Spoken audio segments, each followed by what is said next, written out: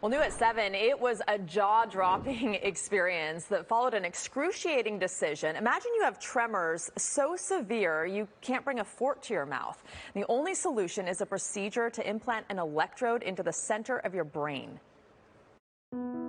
Tell me how you're feeling. A bit anxious. Yeah. Because I've been through this once before. You know, before it was fear of the unknown, and now it's fear of knowing. Good luck. We'll see you soon. It's 6 a.m. and Joanne Schmidt is in a Woodland Hills operating room for a surgery she hopes will change her life forever. Though it's up to 95% effective, it's a procedure that comes with severe risk. Death is nowhere near the worst outcome. Her future is now in the hands of neurosurgeon Dr. A.J. Ananda, who is also acutely aware the stakes could not be higher. They can be really maimed. A Parkinson's syndrome patient, over the past decade, Joanne's hand tremors have become so bad they've crippled her daily life. Dr. Ananda has already restored the steadiness in Joanne's right hand. Before my first surgery, I could no longer write. When I would eat, by the time I got it to my mouth, it was down my shirt. And now I can not make a mess when I eat. Today, they're doing it all again. The goal is to now repair the tremor in her left side. Let's do this. Dr. Ananda performs more than 150 of these surgeries a year with Kaiser Permanente. You want me to hold your hand? After drilling through Joanne's skull, the medical team, including neurologist Dr. Patrick Hickey, puts this wire containing 4 different electrodes into Joanne's brain. The electrode is in the brain. Now let's see both hands shake it. And then adjust the electricity between them in search of the sweet spot. Now let's turn the machine on. So one side's on, one side's off. Wow. Joanne herself, a crucial part of this team. How you doing? Yeah? Which is why she's awake the entire time. That means we're in a really, really, really good spot in your brain. The purpose of keeping her awake is twofold. One is you want to see that what you've done is actually helping her.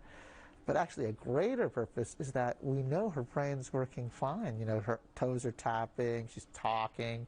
And so you know that you found a way to travel through the brain without interfering with the brain. One tiny move to the left or right can affect her speech. Say Minnesota, Mississippi. And the sensation in her nerves. Where do you feel the tingling? My left side. Can you reach out and touch my finger? Touch here. A series of tests.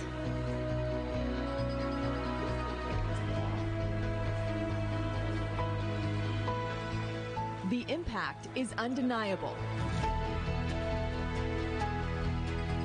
This is the baseline. This is what Joanna did before the surgery and the electrodes in the brain, and this is after. You can see what a difference it's made.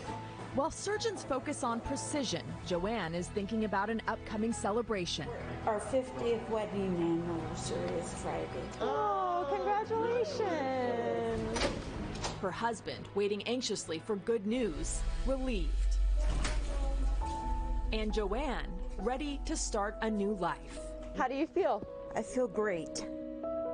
I'm just so happy and grateful. It's a miracle. It's like a miracle.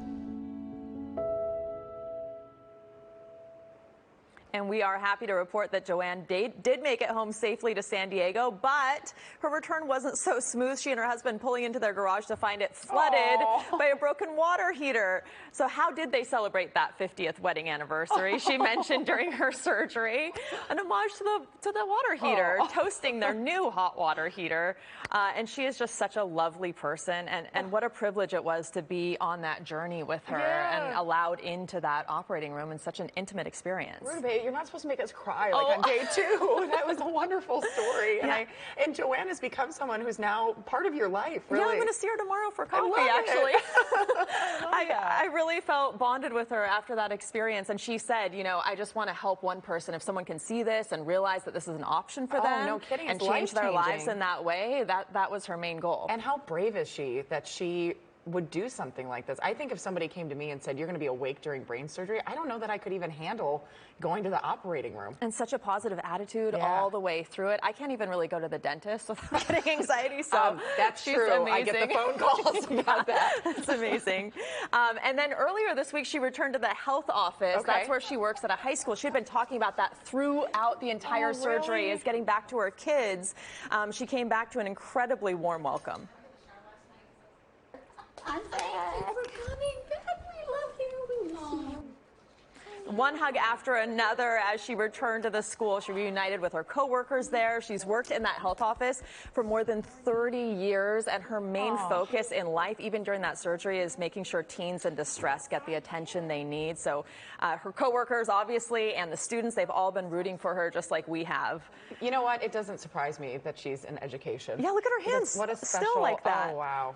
Amazing. Yeah. Well, Rudabeh, something you didn't know. Our team actually asked Joanne how this whole experience has been for her. She talked about a moment that really stood out.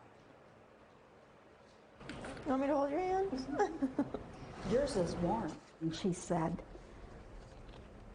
could I hold your hand? And I said, yes, please. I'll never forget it. I'll never forget her, and I'll never forget that act of kindness. I can't wait for you to see her tomorrow. I actually didn't know that was coming. So, you okay?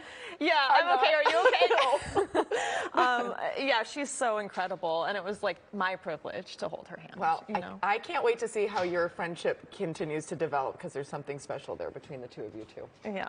All right. Well, don't make me cry. I need a commercial. Time now, 7:43.